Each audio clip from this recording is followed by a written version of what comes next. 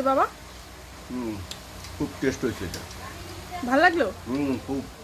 আমি যে গরমে এখন টক খাওয়া মানে খুবই জরুরি, শরীর ঠান্ডা হয়। এমনি ভালো হয়েছে তো? খুব ভালো হয়েছে। কেন ভালো হইলো কেন? কে বানাইছে?